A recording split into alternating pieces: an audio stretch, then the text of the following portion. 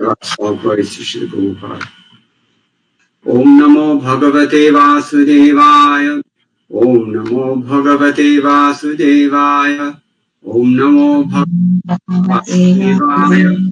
Narayanam Namaskritya Naram Chaiva Narottamam Devim Sarvim Vyasam Jayamudirayet Nashtaprayishva Bhatreshu Nityam Bhagavata Sevaya Bhagavatyuttama Shloke Bhaktir Bhavati Naishtiki Krishne Swadhamo Bhagate Dharma Jnanadibhi Saha Kalau Nashtatrashamesha Puranarko Tunodita.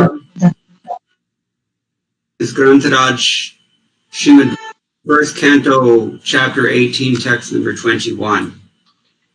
Grantaraj Srimad Bhagavatam, Kandam 1, Adhyayam 18, Slogam 21. Athapi yad padanakava srishtam jagad virinchopahrtarhanambha shesham punatyanyatamo mukundat ko namaloke bhagavat padartha. Mataji மொழிபெயர்ப்பு படிங்க. ஹரே கிருஷ்ணா பிரபுஜி. ஹரே கிருஷ்ணா. மொழிபெயர்ப்பு. பகவான் ஸ்ரீ கிருஷ்ணரை தவிர வேறு யாரால் பரமபுருஷர் என்ற பெயருக்கு தகுதி உடையவராக இருக்க முடியும்?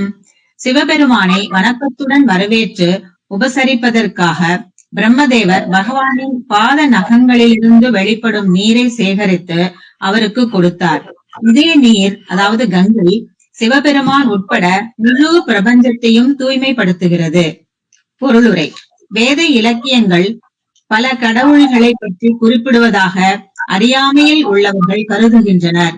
இது முற்றிலும் தவறாகும். பகவான் இரண்டற்ற ஒருவராவார். ஆனால் தம்மை அவர் பல வழிகளில் விரிவடைய செய்கிறார். வேதங்கள் இதை உறுதி செய்கின்றன. பகவானின் இத்தகைய விரிவுகளுக்கு ஓர் அளவே இல்லை. ஆனால் அவர்களில் சிலர் ஜீவராசிகளாக உள்ளனர். ஜீவராசிகள் பகவானின் பூரண அம்சங்களைப் போல் அவ்வளவு சக்தி படைத்தவர்கள் அல்ல. எனவே இரு வகையான அம்சங்கள் இருப்பது தெளிவாகிறது. பிரம்மதேவர் ஜீவராசிகளில் ஒருவராவார். சிவபெருமான் பகவானுக்கும் ஜீவராசிக்கும் இடைப்பட்டவராவார். அதாவது தேவர்களில் தலைமையானவர்களான பிரம்மதேவரையும் சிவபெருமானையும் போன்ற தேவர்களும் கூட பரமபுருஷரான பகவான் விஷ்ணுவுக்கு சமமானவர்களோ உயர்ந்தவர்களோ அல்ல. அதிர்ஷ்ட தேவதையான லக்ஷ்மியும் பிரம்மா, சிவன் போன்ற சக்தி வாய்ந்த தேவர்களும் விஷ்ணு அல்லது ஸ்ரீ கிருஷ்ணரின் வழிபாட்டில் ஈடுபட்டுள்ளனர். எனவே உண்மையாகவே பரமபுருஷர் என்று அழைக்கப்படுவதற்கு முகுந்தனை, அதாவது பகவான் ஸ்ரீ கிருஷ்ணரை விட வேறு யார் அதிக சக்தி வாய்ந்தவராக இருக்க முடியும்? லக்ஷ்மி தேவி, பிரம்மதேவர் மற்றும் சிவபெருமான் ஆகியோர் சுதந்திரமான சக்தி உடையவர்கள் அல்ல. பரமபுருஷரின் விரிவுகள் என்ற முறையில் அவர்கள் தங்களது சக்திகளை பெற்றுள்ளனர். இவர்களும் ஜீவராசிகளும் கூட பகவானின் அன்பு தொண்டில் ஈடுபட்டுள்ளனர். 4 சம்பிரதாயங்கள் உள்ளன. இவற்றுள் முக்கியமானவையான பிரம்ம சம்பிரதாயம், ருத்ர சம்பிரதாயம் மற்றும் ஸ்ரீ சம்பிரதாயம் ஆகியவை முறையாக பிரம்மதேவர், சிவபெருமான் மற்றும் லக்ஷ்மி தேவி ஆகியோரிலிருந்து வருகின்றன. மீதமுள்ள சம்பிரதாயம் சனத் குமாரர்களிலிருந்து வரும் குமார சம்பிரதாயம் ஆகும். இம்மூல சம்பிரதாயங்கள் 4ம் இன்றும் பகவத் தொண்டில் நன்கு ஈடுபட்டுள்ளன. பகவான் ஸ்ரீ கிருஷ்ணர் அல்லது முகுந்தனே பரமபுருஷர் என்றும் வேறொருவரும் அவருக்கு சமமானவரோ உயர்ந்தவரோ அல்ல என்றும் இச்சம்பிரதாயங்கள் கூறுகின்றன. ஹரே கிருஷ்ணா. ज्ञानतिमिरान्धस्य ज्ञानञ्जनशलाकया चक्षुरुन्मीलितं येन तस्मै श्रीगुरुवे नमः। श्रीचैतन्यमनोभीष्टं स्थापितं येन भूतले स्वयं रूपः कदा मह्यं ददाति स्वपदान्तिकम्। वन्देऽहं श्रीगुरोः श्रीयुतपरकमलं श्रीगुरुं वैष्णवांश्च श्रीरूपं साग्रजातं सहगणरघुनाथन्वितं तं सजीवम् साद्वैतं सावधूतं परिजनसहितं कृष्ण चैतन्य देवं श्रीराधा कृष्णपादान् सहगणललिता श्रीविशाखान्वितांश्च। हे कृष्ण करुणा सिन्धो दीनबन्धो जगत्पते गोपेश गोपिकाकान्त राधाकान्त नमोस्तुते। तप्त काञ्चन गौराङ्गी Radhe Vrindavaneshwari Vrishabhanusute Devi Pranamami Har Priye Vanchakalpadabhishya Kripa Sindhuve Vacha Patitanam Pavanibhyo Vaishnavebhyo Namo Namaha. Jaya Shri Krishna Chaitanya Prabhu Nityananda Shri Advaita Gadadhara Shivasadi Gaura Bhaktavrinda. Hare Krishna Krishna Krishna Hare Hare Hare Rama Rama Rama Hare Hare. Madgavira Vibhopala Swikuryat Kripaya Yadi Tadaiva Sampayah Pitva Hrishya Yustat Priyajanaha. Atapi Yat Pada Nakha Avasrishtam Jagad Virincho Pahata Arjana Amthaha Shesham Punati Anyatamo Mukundat O Nama Loke Bhagavat Padarthaha. There are several things that are very significant about this verse and also Srila Prabhupada's purport.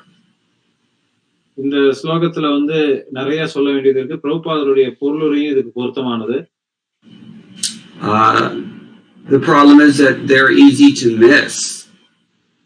இதுல என்ன ஒரு முக்கியமான விஷயம்னா இவ்வளவுக்கு நிறைய கருத்துக்கள் இருக்கு. அதை நம்ம வந்து கவனிக்காம விடுறதுக்கும் வாய்ப்பு உண்டு. Because they're expressed in a somewhat understated fashion. ஏன்னா அது வந்து கொஞ்சம் மறைமுகமாக சொல்லப்பட்டிருக்கு. So, first thing that Srila Prabhupada mentions in his purport is that it's completely wrong to assume that we have many gods in the Vedic literatures. முதல் கண் அவருடைய கருத்தாக முன்வைப்பது என்னவென்றால் வேத சாஸ்திரங்களின் படி கடவுள்கள் ஏராளமானோர் அப்படிங்கிற கருத்து ஒரு முற்றிலும் தவறானது. The Chaitanya Charitamrita states it very neatly that Ekala Ishwara Krishna Arasha Prityo. That is to say that Krishna is the only supreme personality of Godhead and everyone else is his servant, even these big demigods. Chaitanya Charitamritathula இந்த கருத்து மிக அருமையாக ஏகல ஈஸ்வர கிருஷ்ண ஆரசப பிரித்யா அப்படின்னு சொல்லப்பட்டிருக்கு. அதாவது பகவான் கிருஷ்ணர் மட்டுமே ஈஸ்வரர், கட்டுப்படுத்துபவர், மற்றவர்கள் அனைவரும் அவருடைய சேவகர்கள், இதுல தேவர்களும் அடங்குவர். This is not just some sectarian dogma invented by the Bengalis sometimes in the 16th century. இது வந்து ஒரு பெங்காலிகள் மட்டுமே அவங்க மட்டும் ஒரு தனிப்பட்ட முறையில எங்கிருந்தும் முளைச்சது கருத்து அல்ல. In fact, it has the support of the Shrutis and the Agamas and the Puranas and many Shastras which we will look at. நம்ம இப்ப பார்க்க போறதுல இந்த ஸ்லோகத்துக்கு இந்த கருத்துக்கு பலவிதமான ஸ்ருதிகளிலிருந்தும் ஆகமத்திலிருந்தும் புராணங்களிலிருந்தும் மற்ற வேத இலக்கியங்களிலிருந்தும் இதுக்கு வந்து இது சொல்லப்பட்டிருக்கு இதே கருத்து. So before unpacking Srila Prabhupada's purport this morning, let's take a look at what some of his predecessors have said. Srila பிரபுபாதுடைய பொருளுரையை ஆராய்வதற்கு முன்பு அவருடைய முந்தைய ஆச்சாரியர்கள் இத பத்தி என்ன சொல்லியிருக்காங்கன்றத பார்ப்போம். Here the word Sridhar Swami says the word atha is used in the sense of introducing a new topic. Sridhar சுவாமி இதுக்கு விளக்கம் அளிக்கிறச்சே அதான் ஆரம்பிச்சிருக்கு அப்படின்னா என்ன அர்த்தம்? வேற ஒரு தலைப்பை வந்து முன்வைத்து பேச போகிறார்ன்றத குறிக்கிறது. That's actually very common use of the word atha. அதாங்கிறது பொதுவா அப்படிதான் உபயோகிக்கப்படும். So he says the water that flows from the toenail of the Lord acts as arghya that Lord Brahma uses to worship Lord Shiva. பகவானுடைய பெருவிரல் பாதத்தில் இருக்கக்கூடிய பெருவிரல் நகத்திலிருந்து வரக்கூடிய பாத நீரானது பிரம்மர் அதை அவர் சிவபெருமானை வழிபடும் பொழுது அந்த சிவபெருமானுக்கு அர்க்கியம்னா நீர் அபிஷேகம் செய்வதற்கு உபயோகிக்கிறார். Sorry, I mean to say not that Brahma is worshipping Lord Shiva, but that Brahma along with Lord Shiva is worshipping Lord Vishnu. And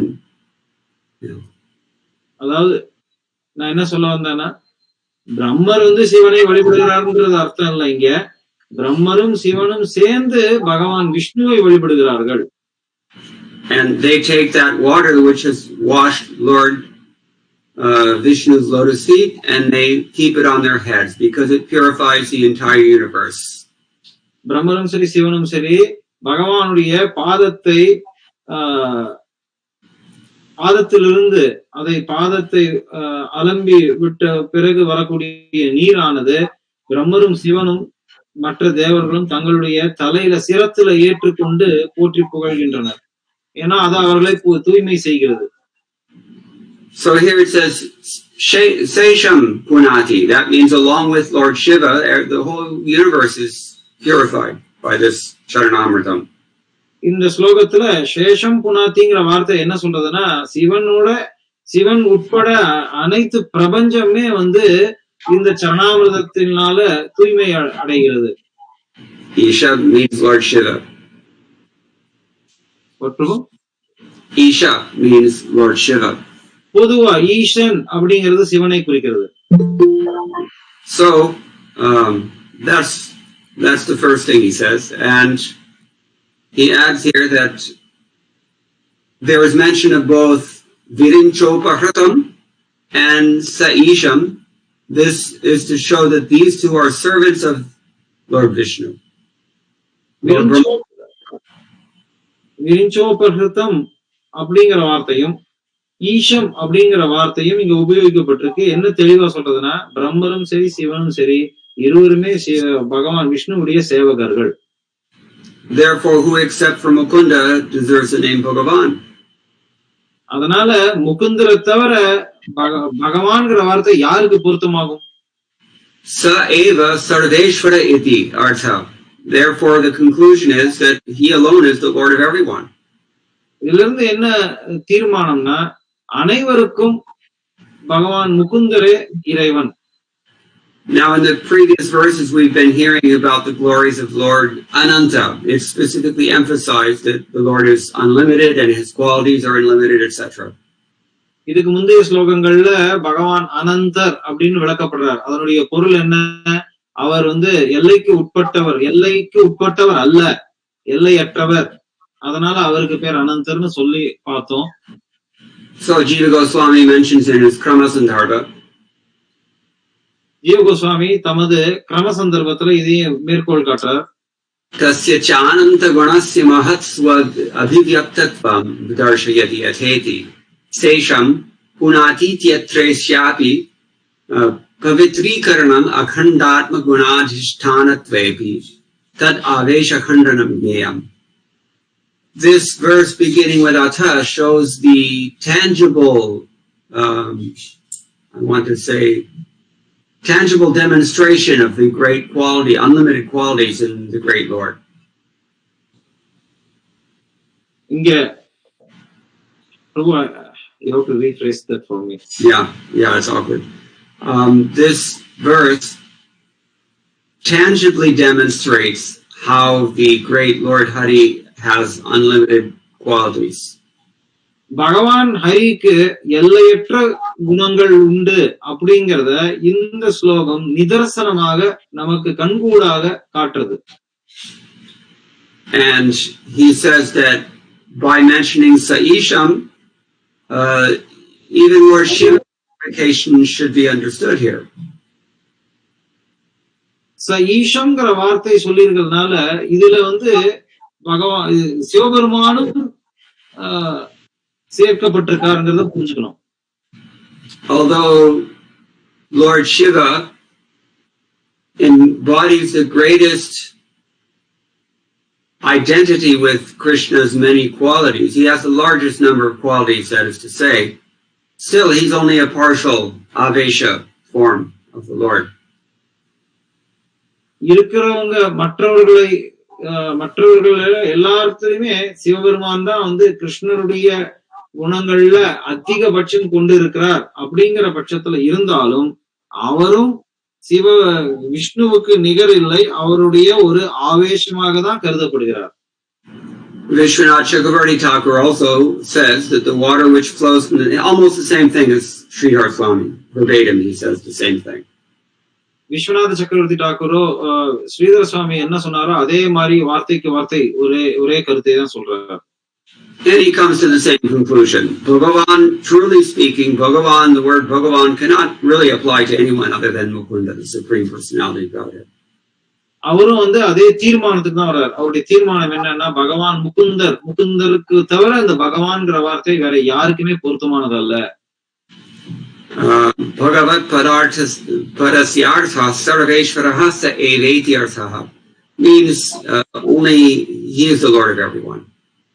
அவர் சொல்றது என்னன்னா, பகவத் பதார்த்த அப்படிங்கிற வார்த்தை மூலம் அவர் தான் அனைவருக்கும் பகவான் அப்படிங்கிறது தான் அவருடைய பொருள்னு சொல்றாரு.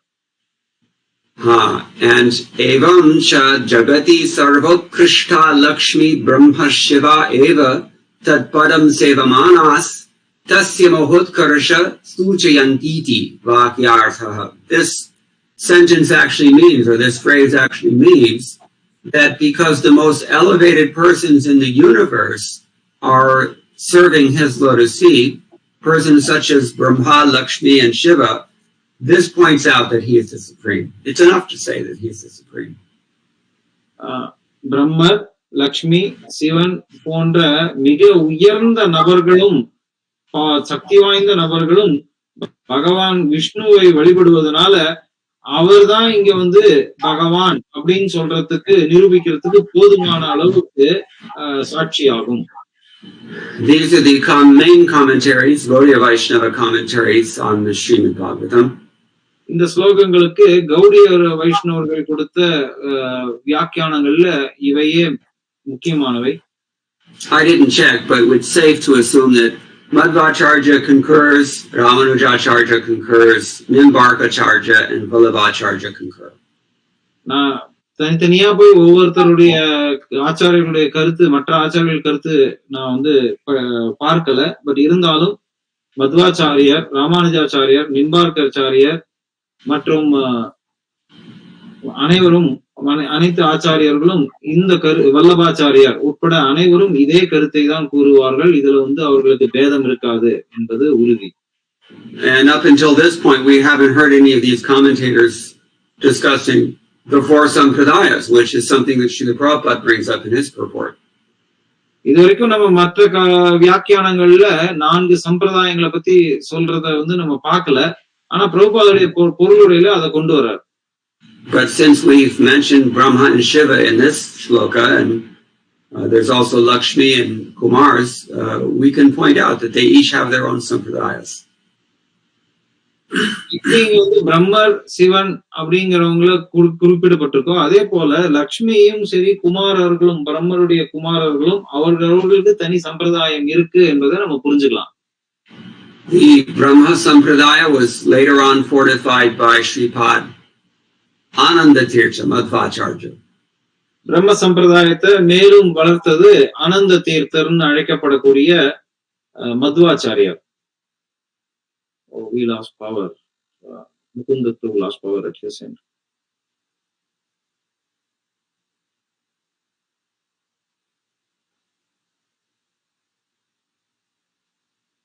Kishori Mataji, how is the connection so far from my end? Is it perfect, Prabhuji? It's wonderful. It's really good today. Thank you. I used a different one. Oh, okay. So you have a different connection now? Yeah, I know. I had one Airtel. I'm using directly from that. Okay. Yeah, it's much better. We hear you very well. Hare Krishna.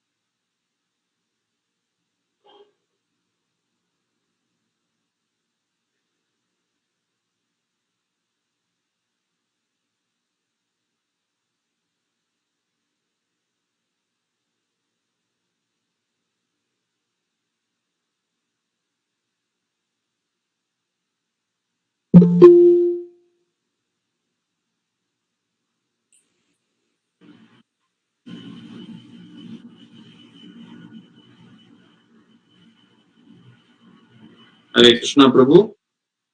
Radhe Radhe. Sorry about that. Yes, Prabhu. So you got what I said, I think, no? Yes. I translated the last part. Where Yes. Brahma Sampradaya currently represented by Madhvacharya. தற்போது பிரம்ம சம்பிரதாயத்தை மத்வாச்சாரியர் தான் பிரதிநிதிக்கிறார். The Sri Sampradaya was later fortified by Ramanujacharya, still going on.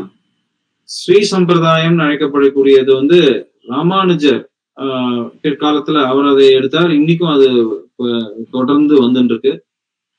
The Kumar Sampradaya from the four Kumaras, later on fortified by Nimbarkacharya. Kumara சம்பிரதாயம் அப்படிங்கிறது பிற்காலத்துல நிம்பார்க்கர் சம்பிரதாயமாக அவர் எடுத்து நடத்தினார். And in some sense, we can say the oldest of all the Vaishnava Sampradayas is the Vishnu Swami Sampradaya. There's Rudra Sampradaya from Lord Shiva, later on fortified by Vishnu Swami and now mainly represented by Ballavacharya's followers. மிக பழமையான சம்பிரதாயம்னு இருக்கிறதுலயே வந்து நம்மளுடைய காலத்திலிருந்து பார்க்கும் பொழுது விஷ்ணு சுவாமி சம்பிரதாயம், அது வந்து ருத்ர சம்பிரதாயம், அது விஷ்ணு சுவாமி எடுத்து மேலும் பரப்பினார். இப்பொழுது வல்லபா சம்பிரதாயம் என்றும் அழைக்கப்படுறது. But Chaitanya Mahaprabhu accepted the Madhva Sampradaya and his followers are therefore called Madhva Gaudiya. Sri Chaitanya Mahaprabhu Madhva சம்பிரதாயத்தை ஏற்றுக்கொண்டார். அதனால அவரை பின்தொடர்ந்து வரும் பக்தர்களை மத்வ கௌடிய சம்பிரதாயம் என்று அழைப்போம். I don't want to get too far afield from the main topic, which is that even these demigods are worshipping Lord Vishnu. நம்மளுடைய முக்கியமான தலைப்பு இன்னைக்கு வந்து எப்படி வந்து தேவர்கள் வந்து விஷ்ணுவை வழிபடுகிறார்கள் அப்படிங்கிறது தான். அதுல இருந்து நம்ம திசை திரும்ப வேண்டாம். Very, very, very old work. The Brahma Samhita also explains how this is so in so many of the verses. ரொம்ப ரொம்ப பழமையான சாஸ்திரமான பிரம்ம சம்ஹிதையும் இதைத்தான் வந்து விளக்குறது. For example, Yat Pada Pallavi Yugam Vidhaya Kumbha Dvandve Pranama Samaye Saganatirajaha Vikhnanti Hantam Adam Asya Jugatrayasya Govindamani Purusham Tamaham Bhajami.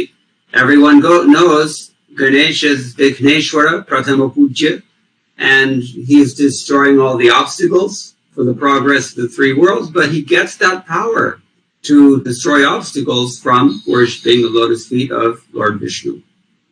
இந்த பிரம்மசம்ஹிதை ஸ்லோகம் யத்பாத பல்லவ யுகம் அப்படின்னு ஆரம்பிக்கக்கூடிய ஸ்லோகமானது அதுல வந்து என்ன சொல்லப்படுறதுன்னா, நாம் அனைவரும் கணேசரை விக்னேஸ்வரர், அதாவது விக்னத்தை விலக்குபவர் அப்படின்னு அறிந்திருக்கோம். ஆனா அந்த விக்னேஸ்வரருக்கும் எங்கிருந்து சக்தி வருதுன்னா, பகவான் கிருஷ்ணருடைய தாமரை திருவடிகளில் இருந்துதான் அவரே அவருடைய சக்தியை பெறுகிறார். And Mayadhyakshena Prakritihi Stuyate Sacharacharam. Krishna says in Bhagavad Gita that this material energy is working under his direction, and that's also illustrated in the Brahma Samhita. When she creates, when she maintains, when she destroys, Durga is simply conducting herself according to his desire. பகவத் கீதையில மயா தக்ஷேன பிரகிருதி சூயதே சச்சராச்சரம்ன்ற ஸ்லோகம் என்ன சொல்றதுன்னா, கிருஷ்ணரே சொல்றார், இந்த மாயை சக்திக்கு எங்கிருந்து சக்தி வருதுன்னா என்னிடம் இருந்துதான் சக்தி வருது, நான் தான் இதுக்கு மேற்பார்வையாளர், நான் தான் சக்தி அளிக்கிறேன்னு. அதே ஸ்லோகத்தை சிருஷ்டி ஸ்திதி அப்படிங்கிற ஸ்லோகத்தை வச்சு பிரம்ம சம்ஹிதையிலும் பிரம்மரும் அந்த சிருஷ்டி ஸ்திதி அந்த பிரளயம் ஆகிய அனைத்து சக்திகளையும் துர்கைக்கு யாரிடமிருந்து வருகிறதோ அவரை நான் வணங்குகிறேன், அதாவது அந்த கோவிந்தரை. These are all very powerful demigods, so what to speak of the lesser demigods, less powerful demigods? இந்த தேவர்கள் எல்லாருமே வந்து சக்தி வாய்ந்த தேவர்கள். அப்படி இருக்கிறச்சே சக்தி வாய்ந்த தேவர்களை விட இந்த சக்தி குறைவா இருக்கக்கூடிய தேவர்களை பற்றி கூறுவதற்கு என்ன இருக்கு? Now, in Nectar Devotion, which is paraphrasing Bhakti-Rasamrita Sindhu, it's stated there that one should not neglect to offer respects to the demigods. பக்தி ரசாமிருத சிந்து அப்படிங்கிற சாஸ்திரத்துல இருக்குன்னா தேவர்களை அவமதிக்க கூடாது, மரியாதை குறைவாக நடத்தக்கூடாதுன்னு சொல்லப்பட்டிருக்கு. Srila Rupa Goswami is quoting from Padma Purana. அதற்கு பத்ம புராணத்தை மேற்கோளாக ரூப கோஸ்வாமி காட்டுகிறார். He says, Harireva Sadaradhyaha Sarva Deveshwareshwaraha Itare Brahmarudradhya Navagneya Kadachanaha. That is to say that even though Hari is the only worshipable Supreme Personality of Godhead always. And you want to complete that, Prabhu? Okay. Well, it's, yeah. Even though Hari is the only worshipable Supreme Personality of Godhead always, and He is the Lord of the best of the demigods, the Lord of the best of all the demigods, Sarva Deveshwareshwaraha. So should never think less of others, such as Brahma and Rudra, etc. எப்பொழுதும் பிரம்மர் ருத்ரர் போன்றவர்களை நம்ம குறை மதிப்பீடு செய்யக்கூடாது. ஹரி பகவான் ஹரி ஆனவர் இவர்களுக்கு தேவர்களாக கருதினா கூட, அவர் தேவாதி தேவராக இருந்தா கூட, இப்படிப்பட்ட பிரம்மா சிவனை போன்றவர்களை நம்ம குறை மதிப்பீடு செய்யக்கூடாது. The same Padma Purana outlines 10 aparadhas that people tend to commit while they're chanting the holy name of the Lord, and therefore they don't get the full benefit of that chanting.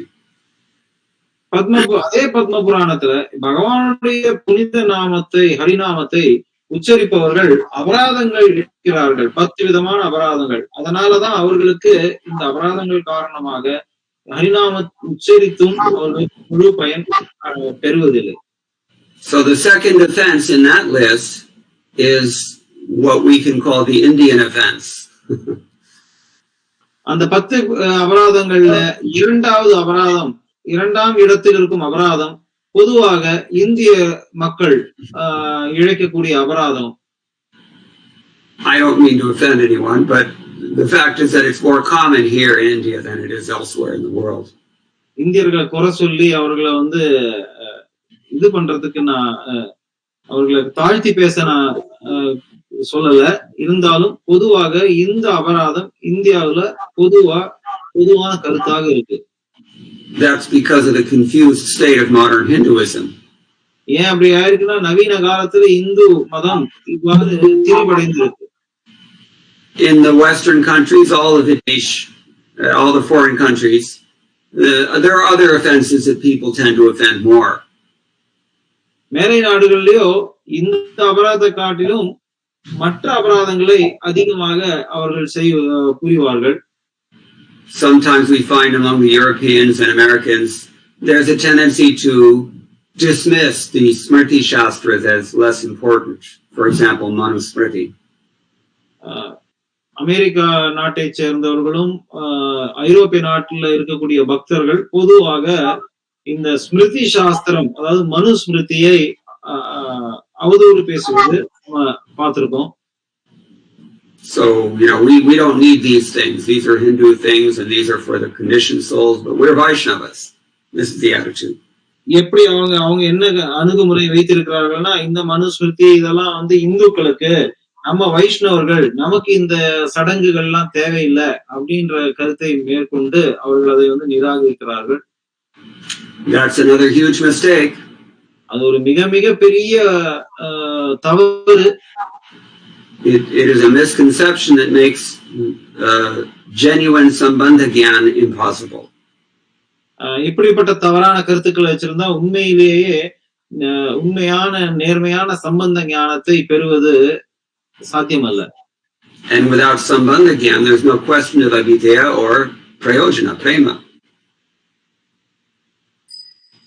சம்பந்த ஞானமே இல்ல அப்படிங்கறச்சே அவித்ய நடைமுறையில செய்யப்படக்கூடியதோ இல்ல அதனுடைய உண்மை பிரயோஜனமோ அதை பத்தி பேசுறதுக்கு வாய்ப்பே இல்லை.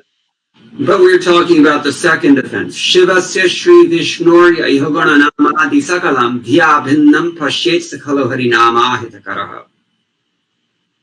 நம்ம இங்க பேசுறது என்னன்னா இரண்டாவது அபராதம். அந்த இரண்டாவது அபராதம் என்னன்னா, பிரம்மாவையும் சிவனையும் அவருடைய நாமங்களை விஷ்ணுவுடைய நாமத்திற்கு சமமாகவோ அல்லது விஷ்ணுவை விட்டு சுதந்திரமாக இயங்குபவர்களாகவோ கருதுவது அபராதம்.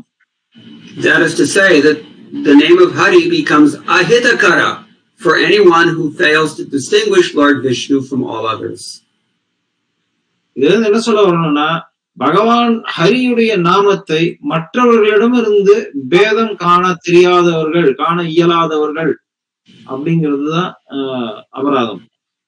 Ahita means it does you no good, or you can even say it does you harm. அஹித அப்படின்னா அவங்களுக்கு நல்லதா கெட்டதா அது கூட அவங்களுக்கு தெரியாது, பிரிச்சு. So one has to very clearly distinguish Lord Vishnu from everyone else. That has to be done. அதனால பகவான் விஷ்ணுவை மற்ற தேவர்களிடமிருந்து தனித்து இயங்குபவராக காணுவது அத்தியாவசியம். So dhiya abhinnam pashyet sakalo harinama hitakaraha.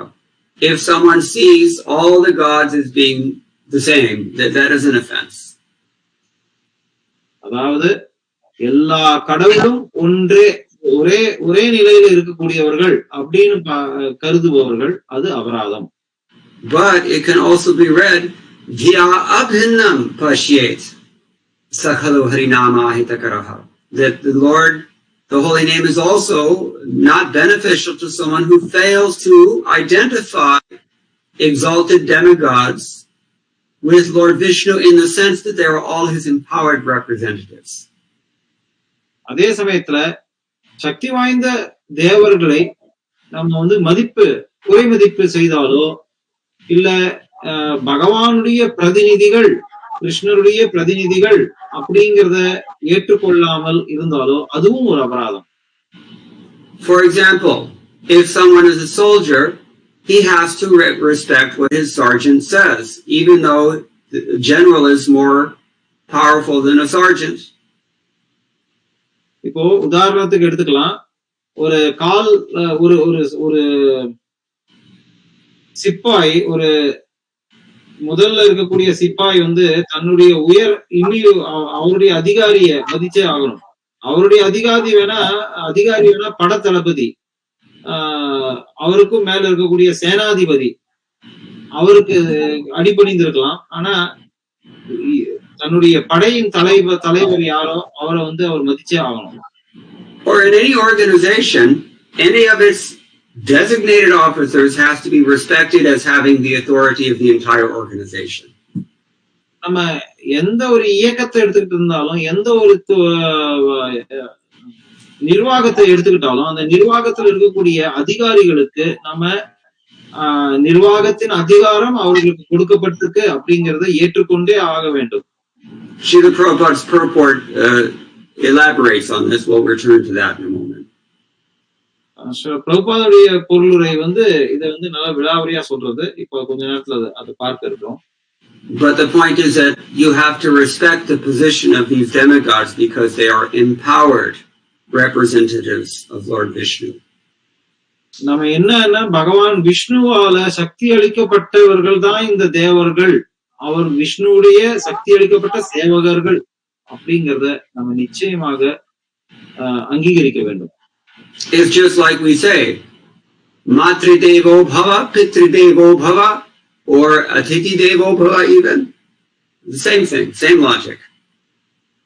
நம்ம என்ன சொல்லுவோம்? மாத்ரு தேவோ பவ, தாய் கடவுளுக்கு சமமானவர். பித்ரு தேவோ பவ, தந்தை.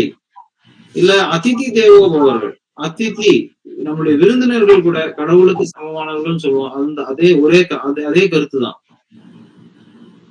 So the Prabhupada summarizes when he says one should see that the demigods are, it is an offense to think that they are equal or independent of Lord Vishnu. This is the point. So இங்க குறிப்பா பிரபுபாதர் தன்னுடைய பொருளுரையில என்ன சொல்றாருன்னா,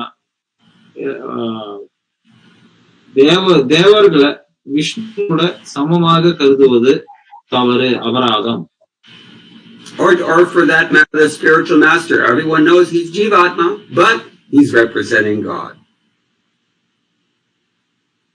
Sakshat Hari. சாக்ஷாத் ஹரி எப்பொழுதுமே அவர் ஒரு சாதாரண ஜீவன், அவர் நம்மளை போல ஒரு ஜீவன் தான், இருந்தாலும் அவர் பகவான் கிருஷ்ணரை பிரதிநிதிக்கிறார். அதனால சாக்ஷாத் ஹரியாக கருதப்பட வேண்டும். This is the exclusive reason, the only reason that others are sometimes also called Bhagavan or Thakur or Prabhu or Swami and so on. இதே மாதிரி கருத்துதான் ஒரு சில மற்றவர்கள் எல்லாற்றையுமே பகவான் இல்ல டாக்கூர், பிரபு, சுவாமி இருக்கிறோம். அதனுடைய கருத்து என்னன்னா, அவர்கள் அனைவரும் பகவான் கிருஷ்ணருடைய சேவகர்கள் மற்றும் பிரதிநிதிகள்னு புரிஞ்சுக்கலாம். By dint of their piety, they represent the Lord. அவங்க எக்கச்சக்கமா புண்ணியம் செஞ்சிருக்காங்க, அதனால அவர்கள் பகவானை பிரதிநிதிப்பதற்கு அவர்களுக்கு தகுதி உண்டு. Actually, everyone in this world should represent the Lord as his servant. உண்மையில என்னன்னா, நம்ம அனைவருமே பகவானை பிரதிநிதிக்கணும். எப்படி? அவருடைய சேவகன் அப்படிங்கிற முறையில. But demigods and other big leaders in the material world, they're especially held accountable for fulfilling this sacred responsibility.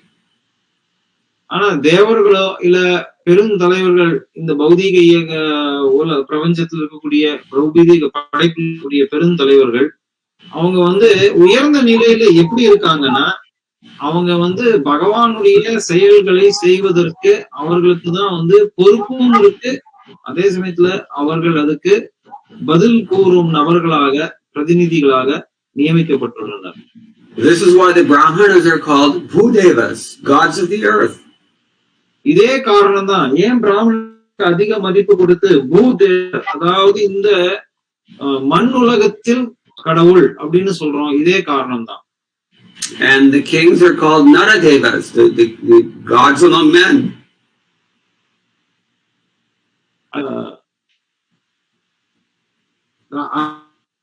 தேவர், அதாவது மனிதர்களுள் அவர்களே கடவுள் போன்றவர் அப்படின்னு அழைக்கப்படுறார். These high-class personalities recognize their responsibility to act on the Lord's behalf. In other words, they recognize that they're servants. அதாவது இதுல இருந்து என்ன புரிஞ்சுக்கணும்னா, இவர்கள் அனைவரும் உயர்ந்த நிலையில இருந்தாலும் அவர்கள் பகவான் கிருஷ்ணருடைய சேவகர்கள் அப்படிங்கறத அவங்க ஏற்றுக்கொண்டு அதன்படி அவர்கள் கொடுத்த சேவையை நிறைவேற்றுகிறார்கள். அவர்களே நன்கு உணர்ந்தவர்கள். If they forget that they're servants, then if they're demigods, they join the Indra Sampradaya. எப்பொழுது தேவர்களும் சரி அவர்கள் பகவானுடைய சேவகர்கள் அப்படிங்கறத மறந்துட்டாங்கன்னா, அவங்க எப்படி செயல்படுவாங்கன்னா, அவங்க போய் இந்திரனுடைய குழுவுல சேர்ந்துருவாங்க, அதாவது இந்திர சம்பிரதாயத்தில். He was humiliated when he tried to teach Krishna's dearmost devotees a lesson. இந்திரனுடைய அந்த கதையை நம்ம கேட்டோம்னா, அவர் மிகவும் வெட்கி தலைகுனிந்து நிக்க வேண்டிய சூழ்நிலைக்கு இருந்தார். ஏன்னா அவர் பகவானுடைய பக்தர்களுக்கு தீங்கு இழைக்க முன் வந்தார். At Govardhan Hill. அதனுடைய லீலை தான் கோவர்தன மலை லீலை. If they are Brahmanas, then they join the Bhrigu Sampradaya. He also tried to kick Lord Vishnu in the chest to test him. அதே மாதிரி பிராமணர்கள் இத மறந்துட்டாங்கன்னா அவங்க போய் பிருகுவோட குழுவுல சேர்ந்துருவாங்க. பிருகு மகரிஷி என்ன பண்ணார்? நேரா போய் பகவான் விஷ்ணுவுடைய மார்பிலேயே எட்டி உதைத்தார். If they're kings or kshatriyas and forget that they have a service to perform, then they join the Venu Sampradaya. Vena tried to say that I'm God. அதே மாதிரி சத்திரியர்கள் தாங்கள் பகவானுடைய சேவகர்கள் அப்படிங்கிற உண்மையை மறந்தாங்கன்னா அவங்க போய் இந்த வேணன் அப்படின்னு அழைக்கக்கூடிய ஒரு அரசன், அவன் நான் தான் கடவுள் அப்படின்னு பிரகடனம் செய்தான். அவனுடைய குழுவுல போய் சேர நேரிடும். The word adhikar is very nice in Sanskrit. We don't really have an equivalent in English. ஆங்கிலத்துல இந்த அதிகாரம் அதிகார் அப்படிங்கிற சமஸ்கிருத வார்த்தைக்கு சரியான பொருள் இல்ல. In one word, you're talking about both the right to be respected and the capability of doing something respectable. ஒரே வார்த்தை அதிகாரம் அப்படிங்கிற வார்த்தையை வச்சு செய்யக்கூடிய செயலுக்கு அவங்களுக்கு அந்த தகுதியும் உண்டு, அதே சமயத்துல அவங்களுக்கு அந்த அதிகாரமும் கொடுக்கப்பட்டிருக்கு. So we're talking about the fact that actually everyone in this world needs to represent Lord Vishnu as his servant. இங்க நம்ம என்ன குறிப்பா விவாதிக்கிறோம்னா, நம்ம அனைவரும் பகவான் கிருஷ்ணருடைய விஷ்ணுவுடைய சேவகர்களாகவே கருதப்பட வேண்டும். And especially those who are more elevated. குறிப்பா நம்ம மத்தியிலேயே நம்மளோட உயர்ந்த நிலையில இருக்கக்கூடிய அந்த உயர்ந்த சேவகர்களை நம்ம மதிக்கணும். In any sense, more elevated.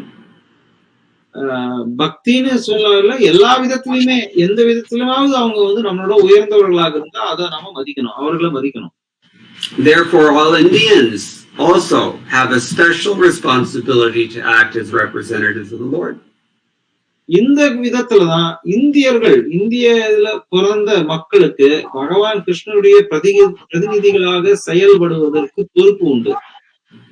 Bharata bhumite hailo manusya janma jar janma shartha kari korokpar ubakar. You can translate.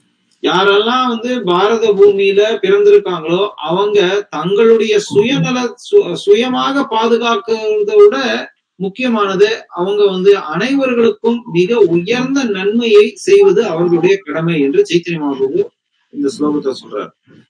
Srila Prabhupada explains in his purport to that verse that anyone who takes birth in India has the special privilege of taking advantage of the instruction and guidance of Vedic civilization. Srila பிரபுபாதர் தன்னுடைய பொருளுரையில இதைத்தான் சொல்றாரு. யாரெல்லாம் இந்தியாவுல பிறந்திருக்காங்களோ, இந்திய மண்ணில பிறக்கிறாங்களோ, அவங்களுக்கு இந்த வேத கலாச்சாரத்துல இருக்கக்கூடிய இந்த அனைத்து கோட்பாடுகளையும் அனைத்து விதமான பக்தர்களுடைய சங்கத்தையும் எடுத்து அதன் மூலம் அவர்கள் அதை பயன்பெறலாம், அந்த வாய்ப்பு இருக்கு. In the social milieu, he automatically receives the basic principles of spiritual life. 99% of the Indian people, Prabhupada writes, even simple farmers and others, they know about God, they know about reincarnation, past, future lives, etc. பிரபுபாதர் தன்னுடைய பொருளில் என்ன சொல்றாருன்னா, 99% இந்தியாவுல பிறந்த மக்களுக்கு மறுபிறவி தெரியும், கடவுளை பற்றி தெரியும், அவங்களுக்கு இந்த வாழ்க்கையில கர்மாவை பத்தி தெரியும், அவங்க என்ன செய்யணும் தெரியும். இது எல்லாமே அவங்களுக்கு சின்ன வயசுல இருந்தே அவங்களுக்கு தெரிய வரக்கூடியது. And they have such samskars that they naturally want to worship the Supreme Lord or his representative. These are the natural inheritance of anyone born in India, practically speaking. குறிப்பா இந்தியாவுல பிறந்தவர்களுக்கு என்ன அவங்களுக்கு ஆஸ்தி சொத்து அப்படின்னா, இயற்கையாகவே அவர்கள் பகவானை கிருஷ்ணரை வழிபடுவதற்கு அவங்களுக்கு முனைப்பு உண்டு. இயற்கையாகவே அவங்களுக்கு எல்லா விதமான தகுதிகளும் வழங்கப்பட்டிருக்கு. அதுதான் உண்மையான சொத்து. Not everybody has such great fortune. Most people in the world do not have such great fortune. இந்தியர்களை தவிர மற்ற நாட்டில் இருக்கக்கூடியவர்களுக்கு எல்லாம் அந்த அளவுக்கு உயர்ந்த வாய்ப்பும் சரி அதிர்ஷ்டமும் கிடையாது. So we should definitely be grateful for this and act in accordance with our unique responsibility and capability actually of helping others. அதுதான் நமக்கு கொடுக்கப்பட்டிருக்க பிரத்யேகமான தகுதிகளும் சரி, அந்த பொறுப்பையும் சரி, அதாவது மற்றவர்களுக்கு உதவணும் அப்படிங்கிற மிகப்பெரிய பொறுப்பை நம்ம ரொம்ப கவனமாக எடுத்து அதன்படி செயல்பட வேண்டும். Increasingly and deliberately, as the result of demoniac plan makers, this world is becoming enveloped and consumed by demoniac philosophies and activities. அசுரத்தன்மை கொண்ட நபர்களால பகிரங்கமாக வலுக்கட்டாயமாக இந்த அசுரத்தன்மையை பரப்ப முயல்கின்றனர், அதை செய்கின்றனர். அதனாலதான் இன்னைக்கு மக்களிடம் எல்லா விதமான துரதிருஷ்டவசமான சூழ்நிலைகள் உண்டாகுகின்றது. Long ago, when Hiranyakashipu usurped the posts of all the demigods and exploited everything that they formerly controlled on behalf of Bhagavan, he harassed all living beings. இதேதான் இரண்யகசிபு வலுக்கட்டாயமாக தேவர்களுடைய அனைத்து தேவர்களின் அவர்களுடைய பொறுப்புகள் எல்லாம் பறிச்சு அந்த அந்த பதவிகளை தானே எடுத்துக்கிட்டு அந்த பதவியில பல ஜீவராசிகளை எல்லா ஜீவராசிகளும் எல்லா விதத்திலும் துன்புறுத்தினான். He was acting in exactly the same way that in this world formerly communist dictators encroach upon their neighbors. எப்படி இவன் எப்படி செயல்பட்டான்னு நம்ம புரிஞ்சுக்கணும்னா, இன்னைக்கு முன்னாள் கம்யூனிஸ்ட் நாட்டுல இருக்கக்கூடிய அதிகாரிகள் எப்படி அங்க பக்கத்துல இருந்த நாடுகள் எல்லாம் ஆக்கிரமிச்சாங்களோ அது உதாரணமா சொல்லலாம். So fearful and disturbed and unable to find any other shelter, the demigods simply surrendered unto the Supreme Lord Vishnu. அந்த மாதிரியான சூழ்நிலையில பயத்தால பீதியாலையும் கலவரத்திலும் மனக்கலவரத்தினால தேவர்கள் அனைவரும் அப்பொழுது பகவான் விஷ்ணுவிடம் சரணடைந்தார்கள். At that time they all heard this unembodied voice from the sky. Yada deveshu vedeshu goshu vipreshu sadhushu dharme maicha vidveshah sava ashu vinashyati. அந்த சமயத்துல அந்த தேவர்கள் ஒரு அசுரரி, அதாவது வானத்திலிருந்து ஒரு குரலை கேட்டார்கள். When one becomes envious of the demigods who represent the Supreme Lord, envious of the Vedas which give all knowledge, envious of cows, Brahmins, Vaishnavas, and Dharma, and ultimately the Supreme Lord himself, then those persons and their civilization will be vanquished without delay. யார் ஒருவர் பகவான் மீது பொறாமை கொள்கிறார்களோ, முழுமுதற் கடவுளான கிருஷ்ணர் மீது பொறாமை கொண்டோ, இல்ல சாஸ்திரங்கள் மீது பொறாமை கொண்டோ, இல்ல பிராமணர்கள் பசுக்கள் மீது பொறாமை கொண்டு இறுதியில் பகவான் கிருஷ்ணருக்கே அபராதம் இழைக்கிறார்களோ, அப்படிப்பட்ட சூழ்நிலை, அப்படிப்பட்ட சமுதாயம் அவர்களோட ஒட்டுமொத்தமாக கூண்டோடு அழிக்கப்படுவார். This was spoken by the Supreme Personality of Godhead in 7th Canto, Chapter 4, Text 27. 7வது ஸ்கந்தம், அத்தியாயம் 4, ஸ்லோகம் 27. இந்த பாகவத ஸ்லோகத்துல இது பகவான் சொல்றார் நேரடியாக. So we can lose the opportunity that we have here as human beings in India if we don't take advantage of it. ஆக இந்தியனாக பிறந்தா கூட இவ்வளவு ஒரு நல்ல வாய்ப்பை நம்ம தவற விட்டோம்னா நமக்கு தவற விட வாய்ப்பு இருக்கு. அதனால கவனமா இருக்கணும். So the Lord is one without a second, but he expands in many ways, and these expansions of the Lord are limitless, but some of them are living entities like us. பகவான் ஒருத்தரே என்ற போதிலும் அவர் பல விதத்துல விஸ்தரிக்கிறார். அதுல அவர் தாமாகவே பல அவதாரங்கள் எடுக்கிறார். ஆனா நம்மளை போல இருக்கக்கூடிய ஜீவனுக்கு கூட அவர் சக்தி அளிக்கிறார். In other words, this is called Swamsha and Vibhinnamsha, the Lord's own plenary expansions and his separated expansions, living entities. அதாவது எப்படி புரிஞ்சுக்கணும்னா, ஸ்வாம்ச விதத்துல அவர் வரலாம், அது தாமே இங்க அவதரிப்பது, அல்லது விபின்னாம்ச அப்படின்னா அவரிடம் இருந்து பிரிக்கப்பட்ட நபர்களுக்கு ஜீவாத்மாக்களுக்கு சக்தி அளித்து அவர்கள் மூலம் பகவான் செயல்படலாம். These are the quote two different types of expansions end quote that Srila Prabhupada mentions in his purport. இந்த பொருளுரையில பிரபுபாதர் இப்ப இதத்தான் சொல்றாரு, இந்த இரு விதமான விரிவாங்கம்.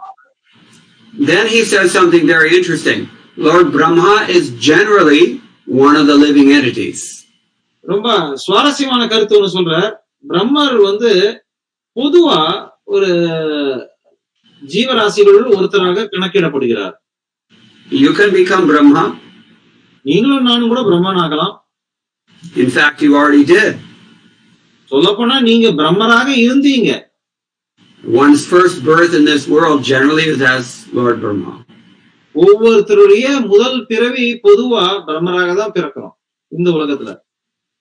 But Lord Shiva is the via medium between the Lord and the living entities. That's also described in Brahma Samhita. பிரம்ம சமிதியில சொல்வதை போலவே சிவபெருமான் இந்த ஜீவனுக்கும் பரமபுருஷ பகவானுக்கும் இடையில் இயங்கக்கூடிய ஒரு நிலை. Lord Shiva is nothing but Vishnu, but he's not exactly Vishnu, he's curdled Vishnu. He is curdled Vishnu. பகவான் சிவபெருமான் பகவான் விஷ்ணுவே தான், இருந்தாலும் அவர் பகவான் விஷ்ணு கிடையாது. Very difficult to understand Lord Shiva. அதனால சிவபெருமானை புரிந்து கொள்வது சாதாரணமாக எளிதல்ல. Achintya bheda abheda. ஒரே சமயத்துல அவர் ஒன்றாகவும் இருக்கார், இன்னொரு சமயத்துல வித்தியாசமாகவும் இருக்கார். But the point Prabhupada is making here is that all the demigods, even Brahma and Shiva, they are never equal to or greater than Lord Vishnu. ஆனா இங்க பிரபுபாதர் சொல்றது என்னன்னா, பிரம்மரும் சரி சிவபெருமானும் சரி என்றைக்குமே பகவான் விஷ்ணுவுடைய சமமானவரோ உயர்ந்தவர்களோ கிடையாது. And even Brahma, Shiva, Lakshmi, Kumaras, they're all servants of the Lord. Brahma, Sivan, Lakshmi, குமாரர் இவர்கள் அனைவருமே பகவான் கிருஷ்ணருடைய சேவகர்கள். And they all say the same thing. இவர்கள் 4 பேரும் சொல்ற கருத்து ஒன்றேதான். That is that the Supreme Personality of Godhead is Krishna. அது என்ன? கடவுள் யார்? பகவான் கிருஷ்ணரே. So Ishwaraha Paramaha Krishnaha Satchit Ananda Vigraha Anadiradir Govindaha Sarvakarana Karanam. We all know the shloka from Brahma. ஸ்லோகம் எல்லாருக்கும் தெரிஞ்சிருக்கும். ஈஸ்வர பரம கிருஷ்ணா, அதனுடைய அர்த்தம் என்னன்னா, பகவான் கிருஷ்ணர் தான் பரம ஈஸ்வர், காரணங்களுக்கெல்லாம் காரணர். அந்த கோவிந்தரை நான் வழிபடுகிறேன். So these are just a few things we can talk about this verse, but the conclusion is that really nobody fully deserves the title Bhagavan, only Vishnu, only Krishna. இந்த கருத்துக்களை இப்ப நம்ம பேசணும். இதுல மைய கருத்து என்னன்னா, பகவான் விஷ்ணுவை தவிர வேற யாருக்குமே பகவான் அப்படிங்கிற நிலை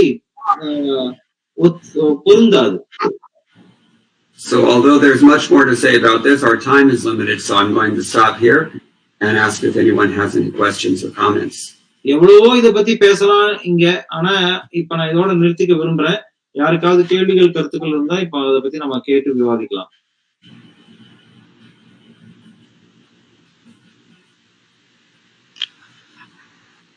I do have a question.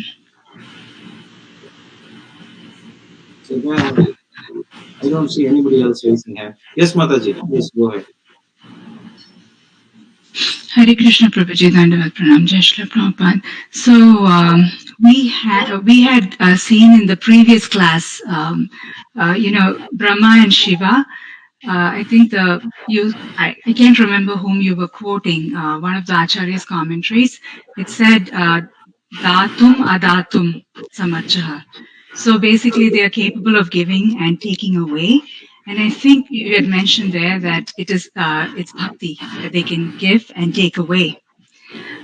It's a little bit confusing because even the Lord doesn't give bhakti very freely. So how are they able to give bhakti? And you also mentioned it's when we please them and displease them that they give or take away. So in what way do we please them and what way do we displease them? முந்தைய வகுப்புல ஒரு கருத்து சொன்னீங்க. அதாவது பகவானுடைய பக்தர்கள் தாத்தும் அதாத்தும் கொடுக்கவும் முடியும், எடுத்துக்கொள்ளவும் முடியும். அது எப்படி புரிஞ்சுக்க, எந்த விதத்துல அவர்களால பக்தி கொடுக்க முடியும், எந்த விதத்துல அவர்களால பக்தியை எடுக்க முடியும்.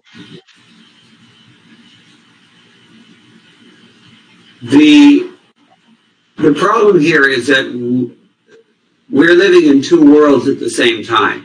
So we have to consider two aspects to every living being that we encounter. நம்ம பார்க்கக்கூடிய சந்திக்கக்கூடிய ஒவ்வொரு ஜீவராசியையும் நம்ம புரிஞ்சுக்க வேண்டியது என்னன்னா, இரு உலகங்கள்ல வாழ்க்கை இருக்கு அப்படிங்கறத நம்ம ஒத்துக்கணும். The demigods have their professional capacity as controllers of various aspects of universal what you can say cosmic mid-level management.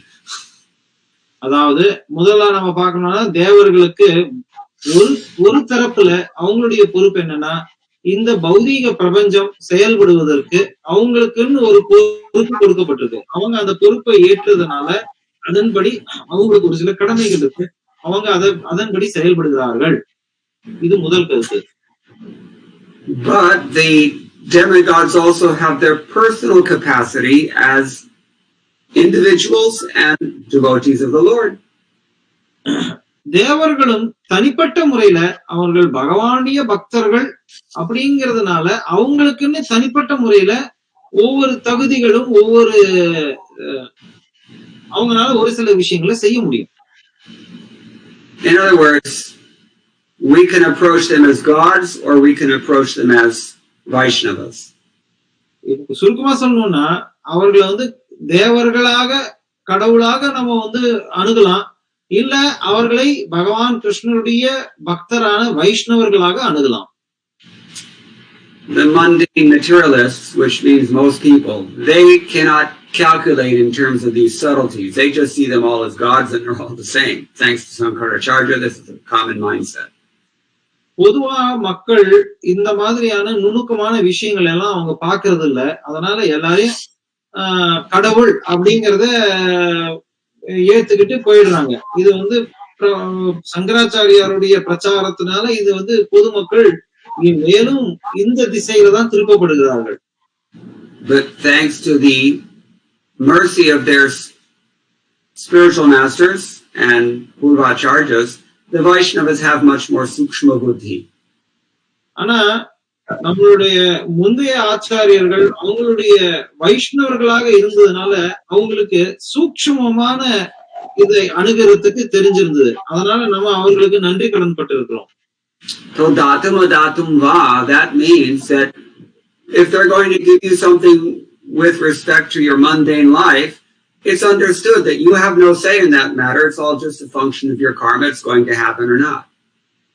ஆக தாத்தும் அதாத்துங்கிறத எப்படி புரிஞ்சுக்கணும்னா தேவர்கள் ஏதாவது நமக்கு கொடுக்க இருக்காங்க பௌதீக தடத்துல அப்படின்னா அது நம்மளுடைய கர்மா, நம்ம முந்தைய ஜென்மத்துல செஞ்சிருந்தோம் புண்ணியங்கள், அதன்படி நமக்கு அது வந்தே தீர வேண்டும். அதனால அது வருதுன்றத புரிஞ்சுக்கலாம்.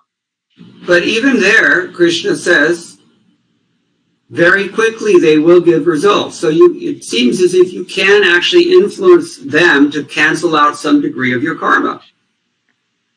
வேற ஒரு விதமா பார்த்தா தேவர்கள்னால உடனடியாக நமக்கு விளைவுகளை கொடுக்க முடியும்னு கிருஷ்ணர் சொல்றாரு. அப்ப நம்ம என்ன யோசிக்கலாம், அப்ப அவங்க கிட்ட நம்ம போய் ஒரு விதமா கேட்டா நம்ம செஞ்ச பாவங்களை கூட அவங்களால கழிக்க முடியுமோ அப்படின்னு யோசிக்கலாம். They seem to have that capacity or that I want to say adhikar.